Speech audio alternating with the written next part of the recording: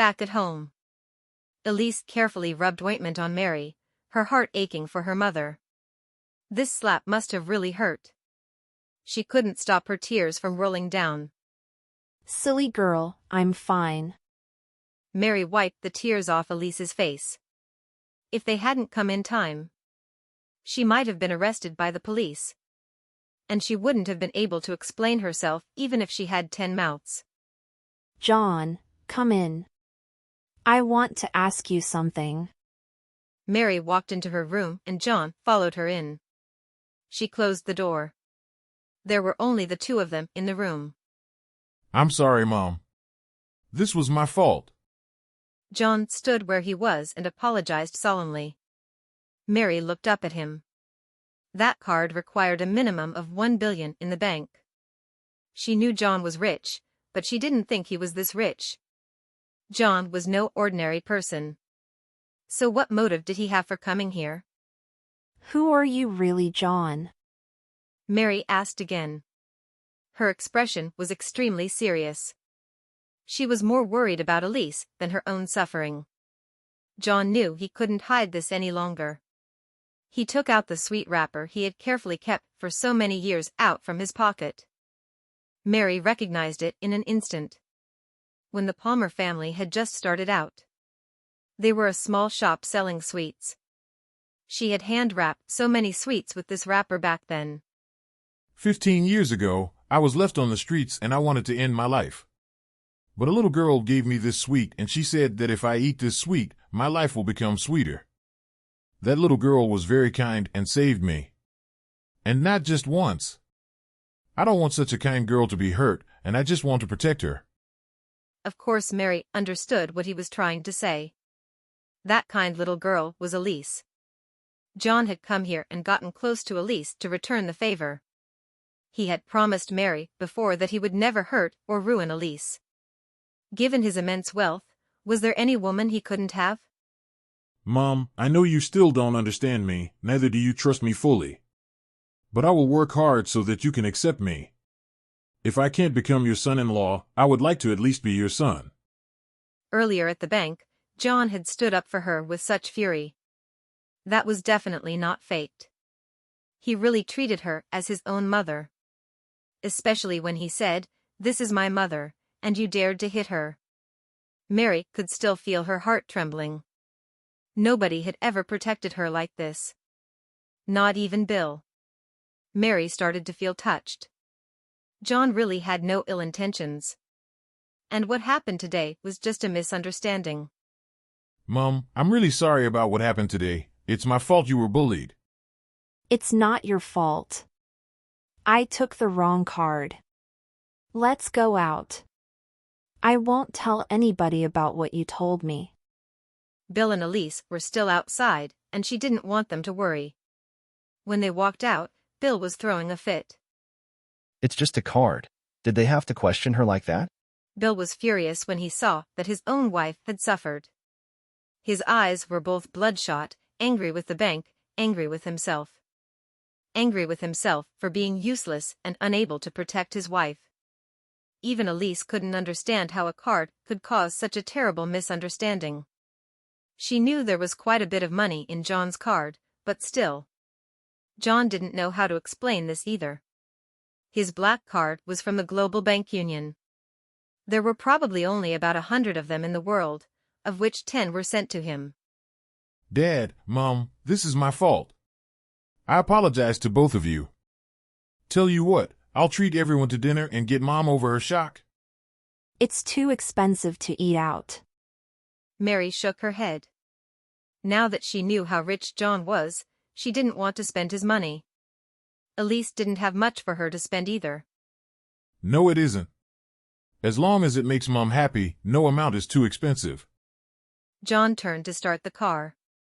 Soon enough Mary and Bill were seated at the back, Elise in the front passenger seat, and John drove the car out. At this moment, there was a Porsche that slowly came to a stop at the gate to Oakcroft Estates. Stop the car. There was a fat man in the car with a pudgy face who was laughing. Just stop here. Dad, this is the exit.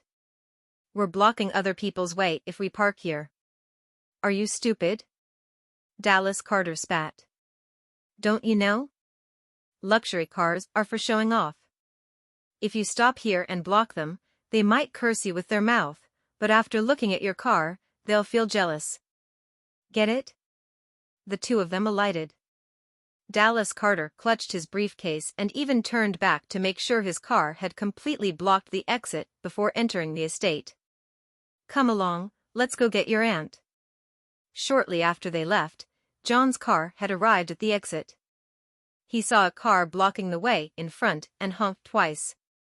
The security guard heard the honking and walked over, his face filled with frustration. The driver has gone into the estate already. John frowned. Give him a call and tell him to move his car.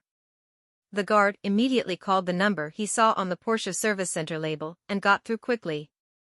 Sir, your car is parked at the exit and it's blocking others. Please come over and move your car, the guard asked very politely. He knew that he couldn't afford someone who could drive a luxury car like that. Move. What for? I'm just leaving it there for a while, tell him to wait. Dallas Carter immediately hung up and was gloating in his heart. His Porsche cost most than $1 million, who dared to touch it? Just you wait. The guard came back out, his expression awkward and helpless. He said to ask you to wait. John's face darkened. He was waiting to go for dinner with his mother-in-law. This person merely owned a Porsche and thought that he was a big shot. What do we do? Or let's walk out and get a cab. Elise suggested dejectedly. There was really nothing they could do with such a person. Otherwise forget it, I'll go back and cook a couple of dishes, Mary also chipped in. Oh no, I've already made a reservation at the restaurant. Besides, Mum, you should rest today. Don't cook. John, what are you doing? Elise was feeling extra anxious. The brand new BMW slammed straight into the Porsche. The front of the Porsche was instantly smashed in. Elise couldn't help but yelp. This was a new car. And they would have to compensate the other driver for knocking into their luxury car. John calmly replied, Today is the first time I'm taking Mum to dinner, and I don't want to be affected by others. John then drove the car out. The security guard at the door was completely shocked by this. This was way too audacious. That was a BMW that was so new it didn't even have a proper license plate yet, and he just used it to bang into another car? And the other car was a Porsche. He turned around to look. The front of the Porsche was already all bent in, and there were broken pieces everywhere. There were many passers-by who were watching in shock. There were some who couldn't resist taking a video, and soon enough the videos went viral on the internet. My God. That's incredible. A new car and he smashed it like that? That owner of the Porsche is an awful person. Bet he parked it at the exit to show off, right? Great, he's met his match. What happened after that? I can't wait to see the face of the owner after he sees what happened to his Porsche. Lolololol. The internet was immediately overflowing with comments criticizing how the Porsche owner was terribly inconsiderate, and supported the BMW guy for teaching him a lesson. You have no idea how many girls started swooning over this, their blood rushing through their bodies from excitement. Similarly, Elise and family could feel blood rushing through their bodies. John, this car is brand new. Bill felt the pain in his heart. This car was barely 1 day old, and the front must look awful now. It wasn't his car, but he felt for it. It'll cost a bomb to repair it, right? Mary asked. Elise didn't say anything. She didn't know how much it would cost to fix it. She could only turn to look at John, trying to stop herself from asking if he'd gone crazy again. Oh, no worries, no need to fix. I'll just buy another one tomorrow. John calmly replied. Elise and family stopped talking. They could feel that John and themselves were obviously people from two different worlds. This man who didn't think much of a few $100,000 was a homeless man?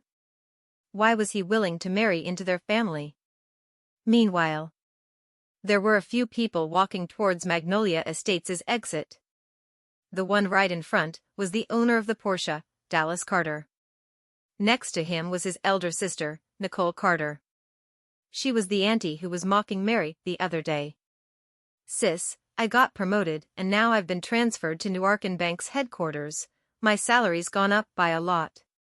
So I just got myself a luxury car." "Luxury car?" Nicole Carter replied. "My neighbor bought one too, a BMW I think. I heard it costs nearly $500,000. A $500,000 BMW? Dallas Carter snorted disdainfully. "That sort of car can't compare to my Porsche." He took out his car key and was about to unlock the car when he realized his car had disappeared from the exit. He pressed the car key and saw the car lights turn on. At the side of the wall, the battered Porsche had only one light working. What happened to my car?" Dallas Carter felt he was going to vomit blood soon, and passed out on the spot. This marks the end of Chapter 18. As you all have heard that in the second half of this Chapter 1 have only used narration for all the conversation, and if you all are okay with it, please comment 2, or you want the previous arrangement of separate voices for separate characters, comment 1 on this video.